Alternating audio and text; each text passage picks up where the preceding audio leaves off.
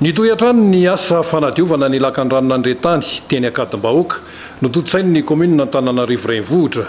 Tonga teny an-toerana ny mpanolontsaina manokany ny ben'ny tanàna Marc Ravalomanana notrony ny lefitra voalohany ny ben'ny tanàna Antananarivo renivohitra ny kolonely Emilien Rambosalama.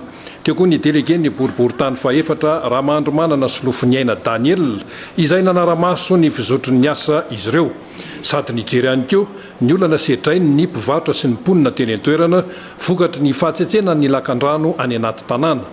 Nandray andraikitra tao anatin'izany ny Madarail izay nanome alalana mba andehana n'ilay milina nahafahana manantanteraka ny asa manamorona ny lalam-by. Mijanona kosa nefa izany asa izany rehefa mandalo ny lamasinina. Ankoatr'izay dia teo ny mpanao asa-tana maro na ny mo misy 50 izay nomena solon-tsakafo 4,000 ariary isan'olona isan'andro. Itony asa mandrapavita ny fanadiovana ny lakan-drano rehetra eto an-drenivohitra.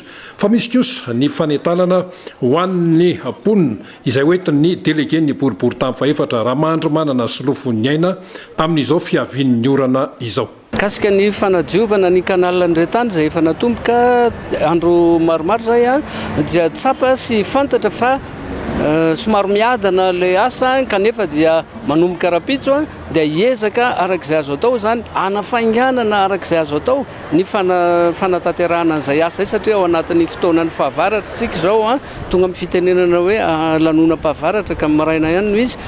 Anao zay ezaka rehetrarehetra zay efa nahazo ny toromarika rehetra ro mpiasa rehetra zay mandray andraikitra amin'ny fanadiovana ny canal iny fa atao zay ampahaingana ny asa manomboka rapitso.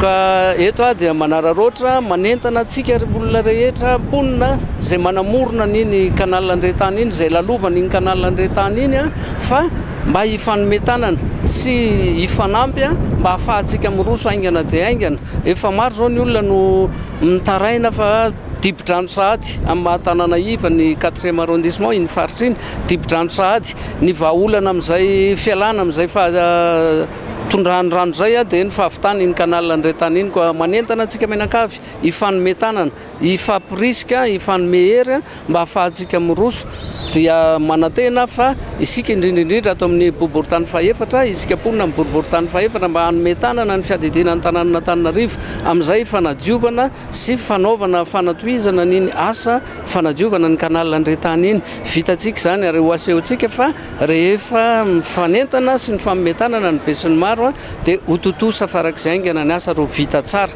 Efa manana endriky ny tanàna iny zao ary dia ho tohizantsika amin'ny faritra rehetra ambony sisa arak'izay hoe mahaingana azy satria ao anatin'ny fahavaratra tsika zao ka sao dia izay no sakana tsy ahafahantsika miala amin'izay tondra-drano izay. Manentana antsika raha mamerina ihany manantitrantitra mba hifanometanana amin'ny tanàna Antananarivo sy ny boriboritany faefatra amin'izay fiaraha-miasa mba ahafahana mandeha aingana amin'ny fanamboarana sy ny fanadiovana ny canal Andretany iny. Mety hisy fanelingelenana ho antsika mpivarotra ialatsiny fa izay fanomezan-tanana izay izay fahatsapana fa ho tombontsoantsika ny fahavitan'iny canal iny satria dia iny no manafaka antsika ao anatin'izay tondra-drano izay ka dia manantena fa hiara hiasa antsika ry fanometanana mba ho voninahitra ny tanàna Antananarivo ananantsika fiainana milamina sy tanàna madio.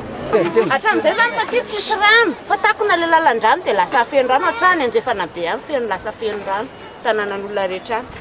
Dina ny tokony atao? Tokony asina lalan-drano tsara mihitsy zany andehanan'le rano satria ny ankizy maro majinika atahorana amin'le rano. Tapenan'ity fiangonana ity dia efa mbo niady ny fokon'olona dia tsy niraha izy fa ny tapenany ihany io.